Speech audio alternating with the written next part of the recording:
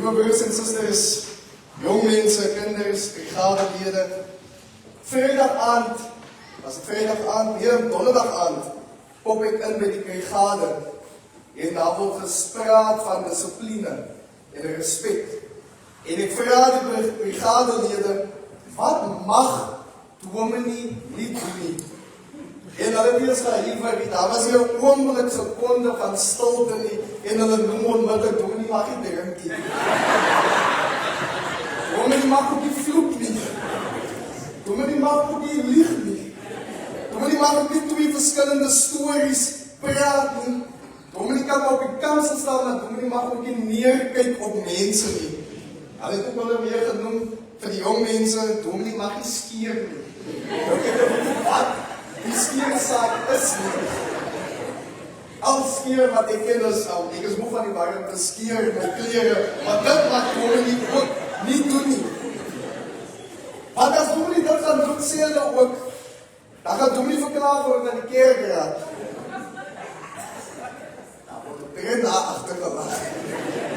En een van die lede noem toe, maar dit is baie hoë eise wat julle op dominee steel. Dominee is ook maar net mens. Dominee gaan soms al 'n foutjie begaan. Dominee is ook maar, elke ookie maak 'n foutjie. Maar om een van die jonger kadette te noem, but dominee knew the responsibility that came with being a dominee. En dominee staan toe daar. Hy, my kind is daar. En jy het laat in that moment, again, uit die mond van die seigelinge, uit kinders se monde hoor mens weet die verantwoordelikheid wat kom, het jou amp. The responsibility that comes with standing on the pulpit as a representative of God. It's a sacred calling, it's not a burden, but a special responsibility and honor to carry this toga. To be in ministry and also experience the blessings of the Lord in ministry and in daily life. It's a special honor, a special privilege to say in the faith lives of God's people and God's children. In your own life, but also others' life. To hear how the Lord bestows His blessings upon people's life. It is a special honor, but also a special responsibility, a sacred calling. Jy staan nie uit jouself nie, maar jy staan in diens van God. En 'n soortgelyke wyse soos ons reeds beklemtoon het, as die brigadelede hulle uniform aantrek, dan staan hulle ook nie uit hulself nie, maar hulle word gekenmerk as 'n brigadelid wie hulself beskikbaar stel om in diens van God te staan. Jy behoort met trots jou uniform te dra, pynlik netjies te wees, elegant te wees, eendragtig saam te wees, want jy staan nie uit jouself uit nie, maar jy staan in diens van God. Dit is wat het is om daardie uniform aan te trek. Dit is wat het is om jouself diensbaar te stel in die huis van die Here. Ons hoef dit nie net beperk tot die brigade nie, maar elke bediening in hierdie kerk, as jy deel is van die bediening, as jy deel is van die kerk, as jy sit hier ook net as 'n lidmaat, jy staan in diens van God. En jy behoort trots met dit te hê, dat jy dra hierdie spesiale verantwoordelikheid om 'n kind van God genoem te word, om 'n gelowige te wees. You ought to be proud of the fact that God sees you and God looks at you with His precious eyes and says, that child is my child. Want jy staan nie uit jouself nie, maar jy staan in diens van God. Inderdaad, geanker in Christus, getrou in diens. In ons geleesde teksgedeelte herinner Paulus juis die gemeentelede in Korinthe met die laaste hoofstuk in die brief in militêre taal om vas te staan in Christus. Be on your guard, stand firm in faith, be courageous, be strong, but do everything in love. Hy gebruik, he uses military language to say be on your guard, be on the lookout, stand firm, be always, staan op parade, wees bedag vir gevare, vir uitdagings wat op jou pad mag kom, maar anders as soldate wie in geweld optree, anders as soldate wie verwoesting saai, anders as soldate wie skering teweeg bring, do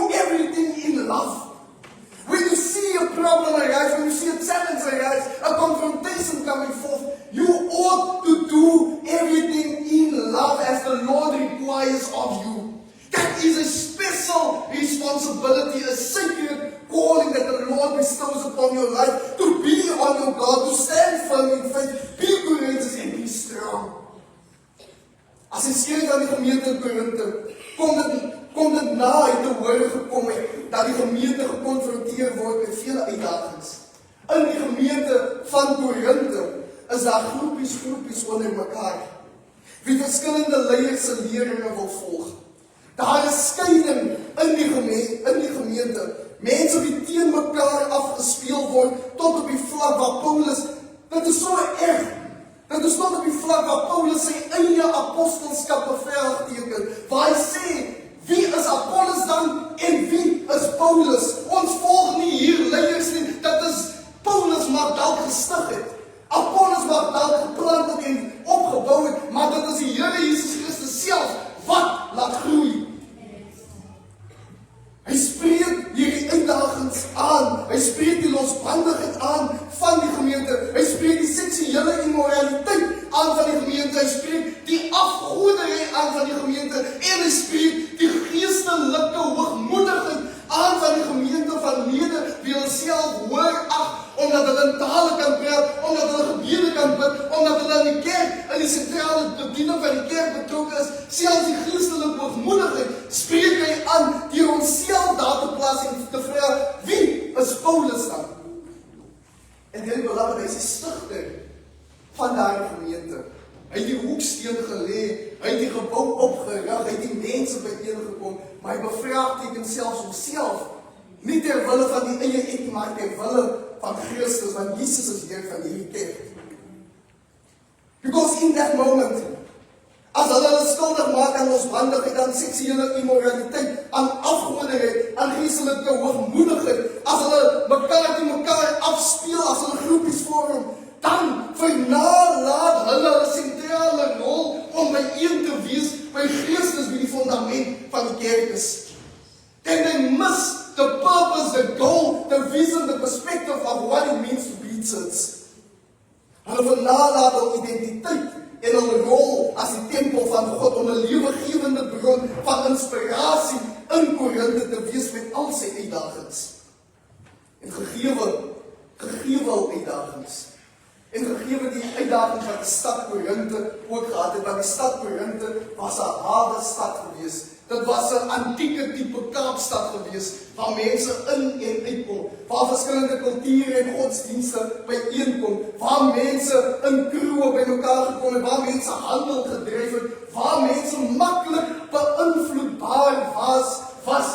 Daar ons sê Paulus aan hulle, wees waaksaam, staan vas in die geloof, onthou jou roeping, onthou wie jy is, en onthou meer nog wie jy in Christus is, want jy gaan uitgedaag word, jy gaan kwesbaar wees, jy gaan broos wees, maar as jy onthou wie jy is in Christus, dan staan jy vas.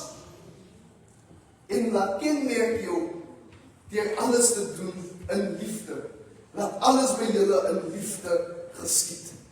Wees geanker in Christus en wees getrou in jou diensbaarheid aan Christus. Dear beloved, for when you are anchored in Christ and when you are faithful in service, you are called to stand where God stands, following the Lord in His calling, to proclaiming a gospel in word and deed that does not bring division and hate. Proclaiming and in word and deed a gospel that does not look down on people, that does not lie, cheat, or steal, that does not cause to act immoral and without integrity. When you follow the Lord in word and deed and proclaim His gospel, you ought to preach a message that embodies to bless the poor. For this is the kingdom of God. To bless those who are hungry, for they shall be filled. To bless those who are meek, for they shall inherit the earth. To bless the pure in heart, for they shall see God. To bless those who mourn, for they shall be comforted. To bless those who are merciful, for they shall be shown mercy. Blessed are the peacemakers, for they are children of God. Blessed are those who are persecuted for righteousness and justice, for great is their reward. If we are anchored in Christ and remain faithful in service, we ought to stand in solidarity with the poor, with the hungry, the meek, the pure in heart, and with those who Geliefdes, as ons onskuldig maak aan groepies, aan skeiding, aan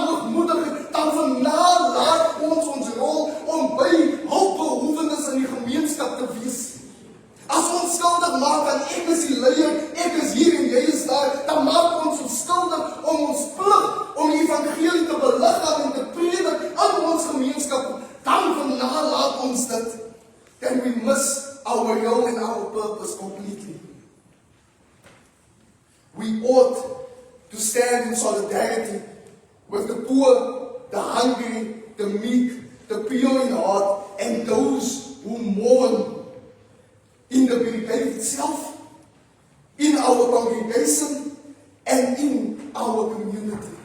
For when we follow the Lord's gospel, we ought to live a life that is known by our solidarity with those in need. In the brigade itself, in our congregation, in our community, maar geliefdes, ook op ons plase, Groenland, Zevenwag, Langverwag, die plase rondom ons word geroep daarna toe om by hulle in solidariteit te staan. For we are called to be merciful, to be peacemakers in this world, and to stand for righteousness and justice. Soos ons genoem het as die brigade wie eens geloop het in die strate van Kalkfontein. Hierdie brigade wie eens geloop het in die strate van Sarepta. As ons dit doen, dan stel ons 'n voorbeeld van wat het is om Christus te leef hier op aarde. Vandaag, dalk as ons loop, wys ons dalk net vir een kind, selfs net vir een ouer, daar is 'n plek vir my kind waar my kind kan behoort. Daar is 'n plek waar my kind dissipline kan aanleer. Daar is 'n plek waar my kind geestelik, sedelik, liggaamlik en kultureel opgevoed en ontwikkel kan word. Hoe ons moet sigbaar wees in ons gemeenskappe. Ons kan nie vasgekluis wees in 'n saal of in 'n kerkie. Ons moet die deure oopspalk, die hekke oopspalk en ons moet loop en ons loop in Christus. Dit is die getuie wat die brigade moet dra, en dit is die getuie wat die brigade kan dra. Dit is binne jou potensiaal, maar geliefdes, dit is ook binne ons kerk se potensiaal om 'n lig in hierdie gemeenskap te wees, om energie en asem, soos ons gesing het, prys met trompette, die asem, daardie lewegewende asem in ons gemeenskappe in te blaas. Geanker in Christus, getrou in diens. In a beautiful way, when Paul tells the congregation in this closing chapter, be on your guard, stand firm in the faith, be courageous, be strong, do everything in love.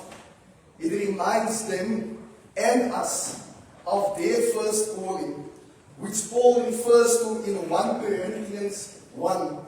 Broers en susters, hier gaan ek die hele stuk lees, want dit word net so mooi in die woord saamgevat, sonder om iets by te voeg, sonder om iets weg te haal. Die woord gee dit duidelik in 1 Corinthians 1 verse 26 to 31.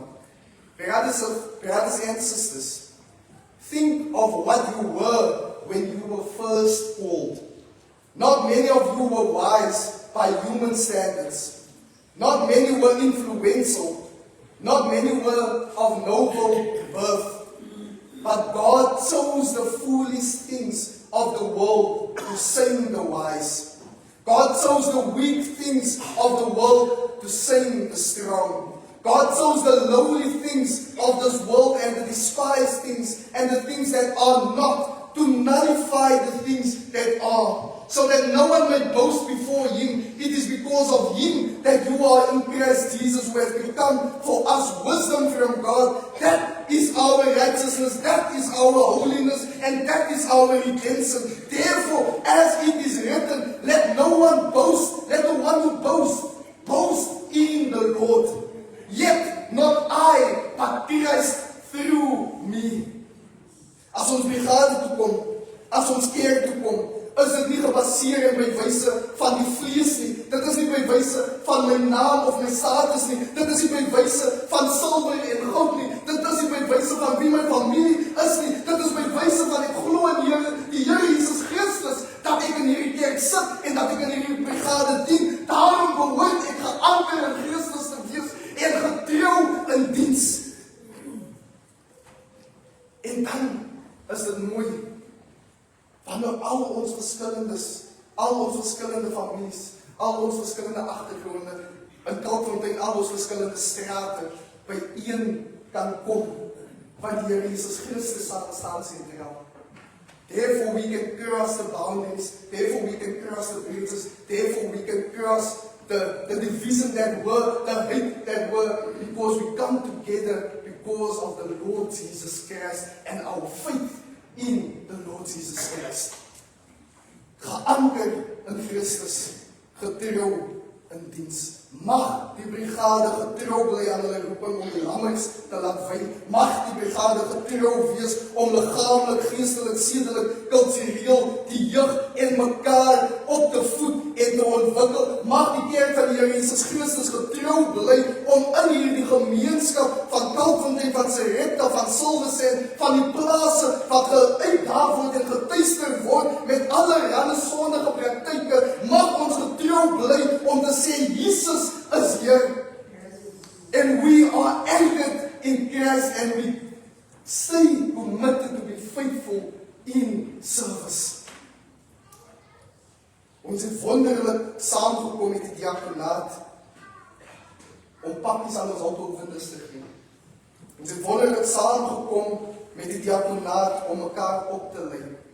Ons het wonderlik ook saamgekom in hierdie 10de dankoffermaand om finansiëel ook by te dra. Nie uit onsself nie, maar vanweë ons geloof in die Here Jesus Christus. Mag dit nie stop by hierdie maand nie. Mag dit voortgaan in al die maande en seisoene van hierdie jaar en ook vorentoe, waartoe die kerk, waartoe die Here hierdie kerk roep en hierdie brigade ook roep. Mag ons daar wees vir mekaar in ons diepste seer en in ons tye van nood. Van God roep ons daartoe. Nie om leiers en range en bo die ander te wees nie, maar in ons diepste seer daar vir mekaar te kan wees. For blessed are the weak, blessed are the poor, blessed are the hungry, blessed are those who mourn, blessed are the peacemakers, for they will be called children of God. May we be anchored in Christ and faithful in service. Amen.